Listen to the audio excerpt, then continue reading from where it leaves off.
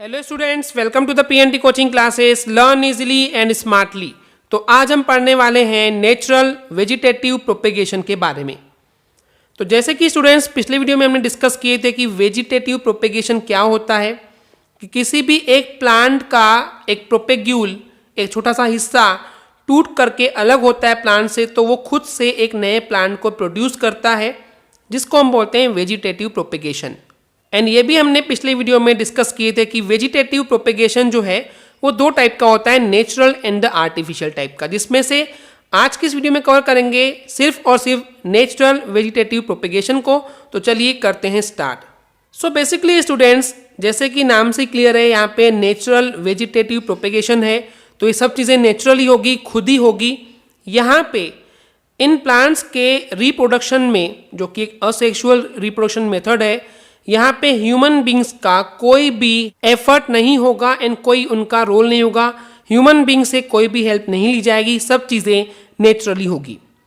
तो सबसे पहला तरीका है, देखिए ये जो वेजिटेटिव प्रोपेगेशन होता है जनरली या तो लीव से होता है, या तो स्टेम से होता है, या फिर रूट से होता है।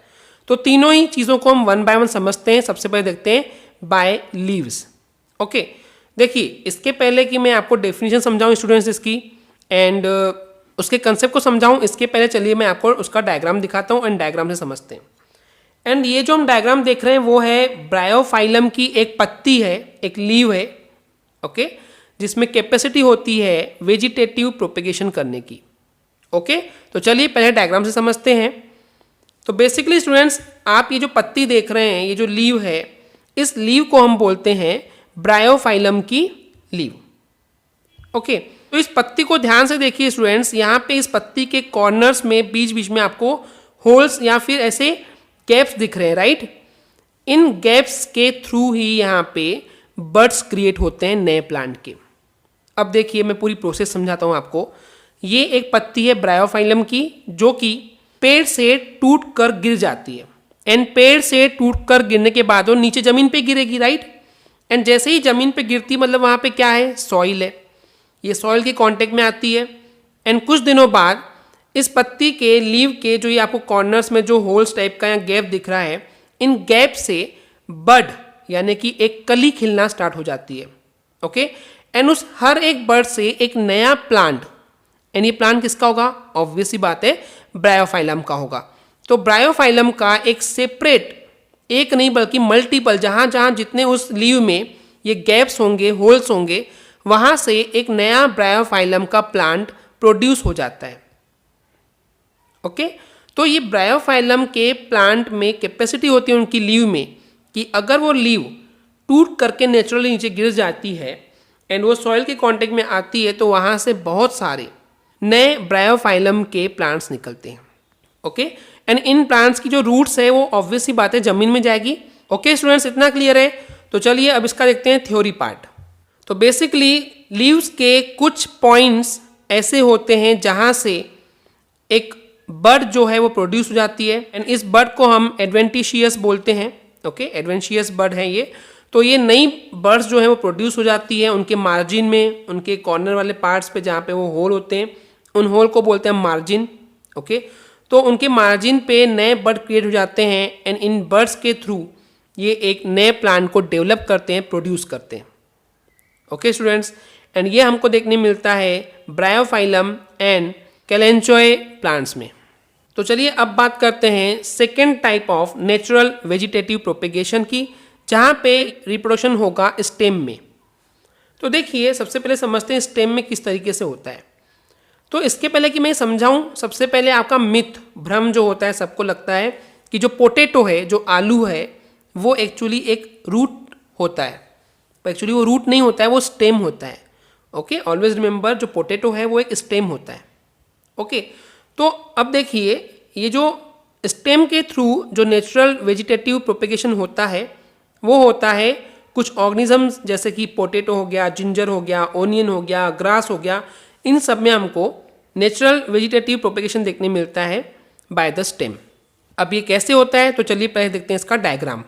तो बेसिकली स्टूडेंट्स, ये जो डायग्राम है, इस डायग्राम को हम बोलते हैं पोटैटो। ओके, तो ये पोटैटो एज ए स्टेम काम कर रहा है। एंड आपने जब कभी मार्केट से पोटैटो लिए होंगे तो आपने देखे होंगे कि उस पोटैटो का सरफेस प्लेन नहीं होता है, उनमें बीच बीच में थोड़ा गड्ढे टाइप का एक स्ट्रक्चर होता है, जैसे कि डायग्राम में भी आप देख सकते हैं।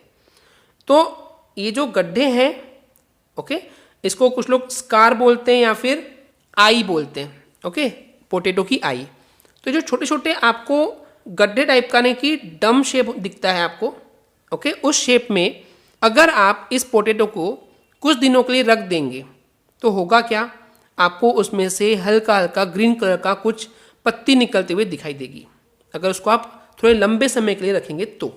और नहीं तो क्या होता है, जहाँ जहाँ पे डम शेप है, जैसे कि ये हो गया, ये हो गया, ये हो गया, आप इसको कट कर दीजिए, आप इसको कट कर दीजिए और उस पोटैटो को आप अगर सॉइल में, मिट्टी में, ज़मीन में लगा देंगे तो कुछ दिनों बाद आप देखेंगे कि जहाँ जहाँ से आपने कट किए थे उस आई वाले पार्ट से, उस स्कार वाले पार्ट से, वहाँ से एक नया प्लांट इस तरीके का प्रोड्यूस होता आपको दिखाई देता है, ओके।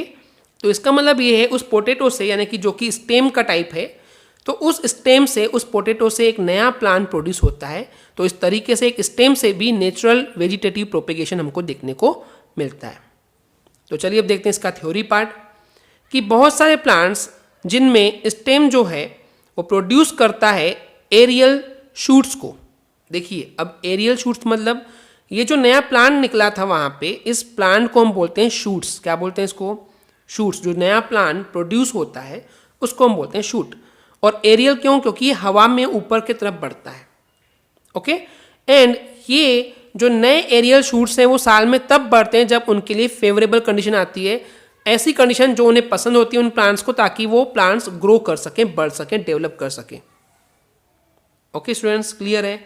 एंड ये हमको देखने मिलता है पोटैटोज में, जिंजर में, ओनियन में एंड ग्रास में। And the last way for the natural vegetative propagation, that is by roots. Okay, तो देखिए नाम से क्लियर है कि यहाँ पे क्या होगा, रूट से प्रोड्यूस होगा नया प्लांट, ओके। बट बात आती है कि ये किस में हमको देखने मिलेगा, तो ये हमको देखने मिलता है स्वीट पोटैटो में। सो बहुत सारे स्टूडेंट कंफ्यूज होते हैं कि पोटैटो एंड स्वीट पोटैटो दोनों सेम है। नहीं, दोनों पोटैटोज में बहुत डिफरेंस है, ओके।